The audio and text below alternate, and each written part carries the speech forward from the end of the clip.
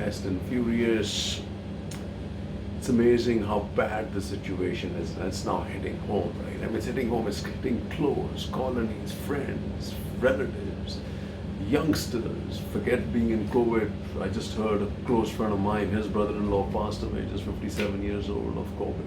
News in the papers, 20 people expired in a hospital in Delhi, lack of oxygen. Yesterday it was 25 in Gangaram. Then Batra Hospital, one of the largest hospitals in Delhi, has oxygen by the hour, by the minute. Hey, this is what we've come to in India, folks.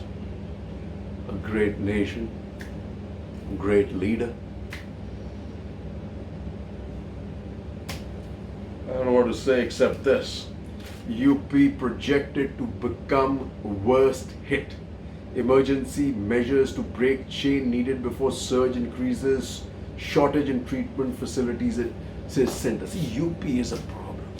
And you got two godlike figures, one prime minister, one their chief minister. Both think that God's on their side and that's going to help them. Nothing's been done. I mean, this guy has been more focused on love jihad, on conversions, on lynchings, and all that other stuff. But and the amazing part is this big ads that he's got in the newspapers and in television, everything's going. He is going to become India's largest spreader and the largest hellhole of COVID, folks. And he's got the guts to be on TV with advertisements of these great highways, and it's unbelievable. The other guy who's insane is the guy in Bangalore. It's now a city with one of the highest 18,000 per day infections yesterday, and he's got ads, all full-page newspapers with the Prime Minister congratulating the Prime Minister for some inauguration of some metro. Is he for real? And then inside the newspaper you go, he's got, I give up. It's out of control. Well, it surely is out of control, right? Then you look at this, military importing 23 oxygen plants from Germany, right? You see that? And if you've seen the news, right, it's like the C-17s, every possible airlift capacity of the Indian Air Force is now working towards lifting containers of oxygen to places that they're needed. They're importing containers from Singapore and the UAE. Plants, army is importing from Germany. This is the state we've reached, folks. And Gaurav Sawant, he likes to create a war everywhere, right? And everything is like denoted in war-like situation. He says India fights back, right? Question is, what does India fight back against? This is no enemy. The reason why these guys are not concerned is because they can't beat up on the poor minorities or forced to China, right? What India needs to fight back, and we should know, is this government's inertia, its ineptitude, its insensitivities, its lies and half-truths. That is what we need to fight against. If we give them a pass after what happened here, we know demonetization was a failure. This is like a crazy. Then you have a lovely thing. I've been wondering where Shah Saab is. Shah urges states to provide security for oxygen transport. Shah Saab. He's our home minister. He might as well be the home minister of Bengal for all it matters, or that of Gujarat, because hey, he's inaugurating an oxygen plant, I heard, in Gujarat. What's about Gujarat? At one time, much was made about the fact that a chief minister, when he becomes a prime minister, has a big advantage because he has a huge experience in governing and management. But I think it's actually a liability, because all we've heard, he is Gujarat. Every possible bureaucrat at the top level is from the Gujarat cadre. Everything that's happening, investment goes into Gujarat, as if the rest of the country really doesn't matter. The statue Gujarat, the big stadium Gujarat, she Gujarat, Trump Gujarat, and now Gujarat has probably finally shown its colors as all that what was made out to be the Gujarat experience that he wants to give everybody is in shambles. There is no basic infrastructure, there's no basic health, there's no basic education.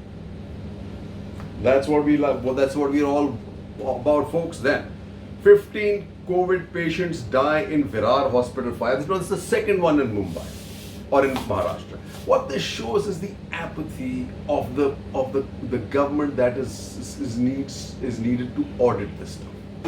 Total apathy. And the problem with this apathy is that it shows huge amount of corruption. Then what do we have? Amid surge, nursing staff rule lack of respite, say they are exhausted, and hence all these guys who keep talking about creating all these fast cities, oxygen cities, no oxygen, no nurses, no doctors. Parking lot turns crematorium amid unending deluge of bodies, shameful. Kejriwal shares live telecast of meeting with PM triggers Rao. I think for sake of transparency, I'm okay with this. What is this parampara crap? And this parampara is what is killing all of us. Because under the parampara, there is no transparency because the guru knows it all and the shishya can't ask a question. You tell me, folks, we are living in the 21st century.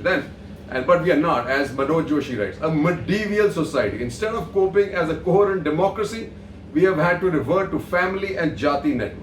The resurgence of the COVID pandemic has been a bonfire of vanities. As 2021 began, the country's narrative was relentlessly positive and even triumphant. The ruling party's national office bearers meeting in February 21 hailed the victory of the country over COVID under the able, sensitive, committed and visionary leadership of the Prime Minister. Folks, give me a break. In the face of this massive calamity, the political leadership has been leading from behind. Right, it has. It called off the Kumbh in Haridwar after the Akhadas walked out, and political rallies in West Bengal were curtailed only after the High Court demanded that the Election Commission act. Hubris will always extract a price. There are facts on the ground that no amount of customary government spin can blind us to. The scramble to get oxygen cylinders, people dying in hospital parking lots, crematoria burning the dead through the night. Unlike the first round, the ill are around you in almost every locality, and so are those who have passed away. Remember that, folks. God will not forgive this, and hopefully the Indian Janta will not either. There is desperation in the air. Instead of managing the crisis, the effort seemed to be on managing the news. Policy did not go wrong. There was no policy. There was no effort to forecast the path of the pandemic, to plan for contingencies like the one we have confronted now. No effort to create stockpiles of drugs, oxygen, a foolproof testing regime, and an infrastructure for rapid mass immunization. Ever wondered why countries like the US, Canada have purchased vaccines far in excess of their population? It is because they have planned for the contingency that some vaccines may flop and others hit production roadblocks, right? The current situation tells us that a governmental system, whether it relates to public health or the police, is just a thin veneer or on an otherwise medieval society. So right, folks. Then another kick in our face, right? A kick and a smack on our face. And this bureaucrat must be held responsible. United halts flights to and from Delhi seeks clarity over RT-PCR testing norms, right? A government official insisted RT-PCR tests be conducted on the crew UA801 that was to fly back as UA802. This despite clear orders from the aviation ministry not to do so for asymptomatic crew folk. That flight left without the passengers, folks. This is what we've come to. Godbole resigned, okay? Freedom of speech is most abused right at present. Is he right or is he right? What was he doing in the 17 months, right? I wonder. Second wave will not affect big reform push, says Sitaraman. She certainly hopes so. But she is looking clueless, folks. I can tell you that. She is up a creek without a paddle. What does the RBI governor say? He's also up a creek without a paddle, folks. Rising cases, the single biggest challenge to recovery, says RBI governor. Like I said, the trinity of macroeconomic indicators, he is not being able to kind of juggle those at all, right? And why he's not being able to juggle that? Prices of essential goods climb as curbs hit supply. So inflation's out of control. He can't manage the exchange rate, and he really cannot get this right because he doesn't know what to do. He is clueless. But we better be ready for this. Mall departmental stores face extinction. Nearly 200 have been shuttered in the past year, and another 800 are expected to close within 5 years. This is in the United States. Imagine what is going to happen in India, folks. Landowners, all these property owners and mall owners better get ready. And then because of the nativism that stepped into India, it's steeped into India, whether it is people who are protecting jobs for locals like Haryana, Karnataka, etc. Now the issue with oxygen. What SP Kothari wrote, I think, is definitely worth considering. Break India up to unify it. With smaller states, the invisible hand of competition will help every state to elevate its game. So basically, the challenge for India now is these big, uncontrollable states that control the center because of the number of the seats they provide to the parliament. And it has just become, the more centrist this government tries to get, the more splintered it is getting to be, folks. Challenging times. Was he the right prime minister? I'm going to play a little clip of Manmohan Singh many years back, folks. Take a look. Cheers.